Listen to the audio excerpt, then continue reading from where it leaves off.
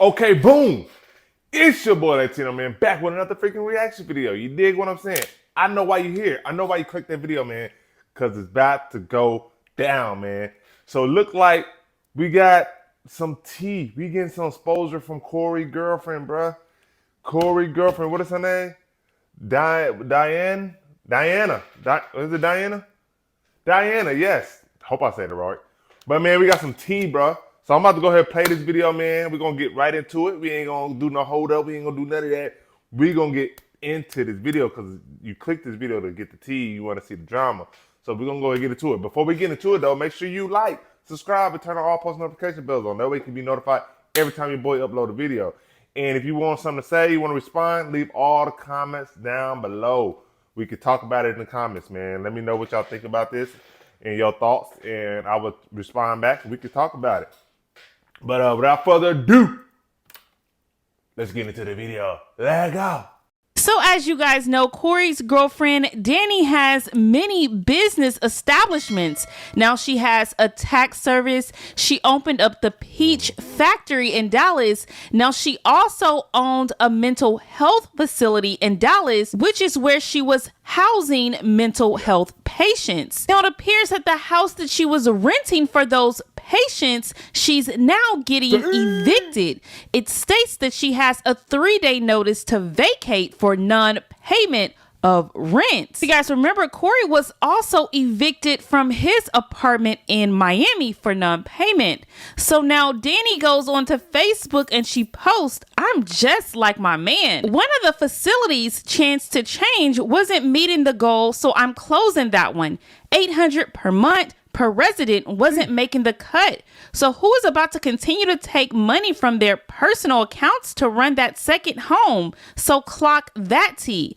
I'm closing that one and I'm not paying ish until the state pay me.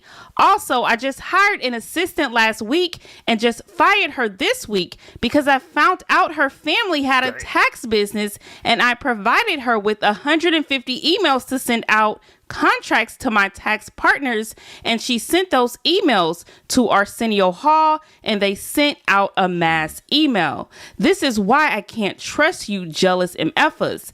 Back to another country next week. Kenya, here we come." So now Sherelle, the girl that's been exposing Danni for everything, went to explain in full detail what happened and how Danni put a lot of people out on the streets by This where it get good. This is where it get good. She about to expose. She about to go in on her. Let's go. Let's go. Let's go. Y'all stay tuned, man. Let's go. That house. To be low down and dirty, but to sit there when people are literally at their wits end, have nowhere to go, nobody to turn to, and they've pretty much given everything to you and you act like you don't care, you ignoring them, or you pretending like so much other shit in your life is so much better than, so much more important than the shit that you actually have going on. The shit is sick. Y'all was asking me for a backstory behind Dan. She claimed to be this prolific ass millionaire, 14 million up, all these different businesses, some being funded by the federal government, others where she got the IRS in her pocket and she paying them $25,000-$30,000 to keep from auditing her and all this other shit. The same person who claims to be buying all of these different establishments, apartments, condos, whatever the fuck it is, out of the country. A person who claimed to have paid cash for so much shit is really out here fucking over people's lives. Now, I just posted that she was getting evicted from the mental health facility that she claimed on the stand. I kept driving by and going in and intimidating her worker. Well, let's keep it a bean. Let's keep it a book. Right hand to the man on my kid's heartbeat if they drop dead right now. I never drove by this girl's establishment. Well, not by the mental health facility. Never drove out there. Fuck I'm going to Fort Worth for. But finding out that she's being evicted from this place and then giving the people that's in that home a day to move out of the place because the man's basically gonna have the writ of possession like it's his, everybody gotta go type shit, and you not helping these same people who paid you. Better yet, let's just read the email so y'all can get a better understanding of what I'm talking about. Dear Chestine, I'm writing to express my concerns and seek clarity regarding the recent situation involving the arrangements for my son and others in your care. While I understand circumstances may change, the way this situation has unfolded raises serious questions about the level of professionalism and care provided. We entered this agreement with the belief that you were acting in good faith, but your sudden shift in terms has left us with significant concerns. I'd like to know what I should expect to receive in terms of compensation via Apple Pay as previously discussed. $200 refundable deposit, $240 prorated rent, late fees the same as you charge if payment is delayed or if you expect us to vacate early without just cause. Should we begin to calculate the late fees or request compensation for each day we are forced to adjust? For example, a fee of $25 per day for each day of early departure or delay in payment could be reasonable given the disruption this caused. Furthermore, should we also take into account all the promises you made that were not delivered? It's only fair that we evaluate these unmet commitments as part of any further discussion. It has been suggested to me to contact the relevant authorities, including APS, Adult Protective Services, given the treatment of the individuals with disabilities under your care. So when I mentioned how them people was being treated in that mental health facility, how they had the best one, the smartest one, the more competent one handing out medicine because the people that was working there quit because Danni wasn't paying them. So how you have a mental health facility, but then you have the people that's supposed to be living there, receiving care, doing the work of the people that you're supposed to hire to be there. But you're getting all this money from the government. They're paying you X amount of dollars monthly, but you can't pay the rent, you can't keep the lights on, you can't keep the Wi-Fi connected. Make it make sense. But you're always there. Well, in your messages, you only go once a month. And that's to what? Collect money. Okay. Additionally, a report to the Better Business Bureau and other professional bodies has been recommended. However, this is not a step we want to take lightly. Our intention is not to harm you or your reputation, but rather to help you make better, wiser decisions that align with integrity and professionalism. This is your opportunity to correct course and demonstrate the compassion and fairness that these individuals deserve. We want to support you in building a better reputation and improving your practices to truly benefit those in need. It is our hope that you can see this as a lifeline and an opportunity to act with integrity. There are serious ethical concerns about profiting from the vulnerability of others. I sincerely hope this is not the direction you are taking. We are all here to serve and support one another, not to exploit those in difficult situations. What is your goal in this? Is it purely financial? If so, at what cost? Do you feel at peace with the choices you are making? I pray that whatever you sow in kindness and fairness will prosper, but I also pray that any actions that take advantage of others will not succeed. It's never too late to make a change, and I hope you will consider taking the steps necessary to correct this situation. I look forward to your response and to working together in the best interest of all involved. And if you're a bit confused, let me break it down for you. In layman's terms, this girl was receiving money.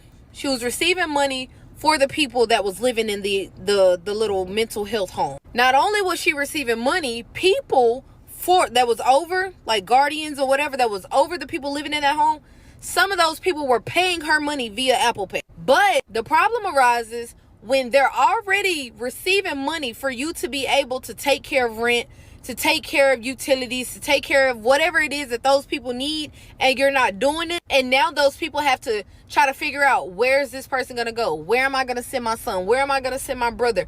What other accommodations can I think of on the sly? Because you are taking money August and September, but you're not paying the rent. And here we are at eviction, and you're putting us in an uncompromising situation to where we gotta disrupt our life and figure out what the fuck is going on because you can't uphold your end of the bargain, if that makes sense. You're very unprofessional. You don't like to communicate. And I feel like you're taking advantage of those who seem less fortunate to you. You're in this solely for the money. You don't give a fuck about anybody in your facility, because if you did, you'd be trying to rectify the situation professionally versus me consistently having to reach out to you to figure out a resolution to the issue. That's what's going on. And it only gets worse.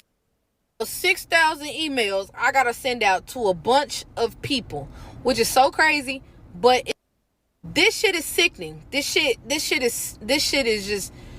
is low down and dirty. There's no fucking way you doing them people like that. There is no fucking way these folks are reaching out crying and asking for you to just be a businesswoman and you can't do it. But you consistently flexing how you out of the country, buying this, buying that, investing in this, investing in that, when you got shit here in the country that you need to take care of. But I digress. I digress. As it unfolds, I will come in untold. I tried to make that rhyme, it didn't. But So anyway. about a month ago, Dwayne shared with everyone that he actually purchased his first home. Now, in Dwayne's recent YouTube video, someone asked him the question, why did he purchase his home by himself when he's in a relationship with Nique? Now, this was Dwayne's response. Let me see. Because I'm on there, I'm trying to see what it said. Oh, they said, I didn't see anyone ask this question, but how does buying yourself a home further the growth of you and your partner? Y'all 3 years in buying individual homes. And I really wanted to answer that question. Me personally, I think, Nique wants her own house too. And I think I think she should have her own house because that's, as the individual, I think everybody should own something. She should buy a house for herself, her and her son, just to own. That don't necessarily mean, we won't have a house together. You own them. I'm not going to sit there and say, you want to buy a house with me? Because at the end of the day, say if we don't work out or something, she got 10 houses to choose from, and I got 7 houses to choose from to go to that we just been putting in this time buying separate. And we got 3, to pick between. Okay, yeah, we're not together no more. Well, let's, whatever, sell these 3 houses and split everything 50-50. That's the ultimate goal. Not to say that, not to be together, but that's the ultimate goal, to have multiple properties. Whew, that was a lot. That was a lot. That was a lot. I don't know what to say. I'm going to say one thing, though. I got some comment on that Dwayne situation. I agree with him. I feel like it's cool, especially if you're not married. Even if you're married. If whatever works for you, works for you. If y'all decided y'all needed 2 separate homes, that's what y'all decided to do. Y'all need 2 separate homes to make it work. Whatever works in y'all relationship, whatever works for y'all. You know what I'm saying?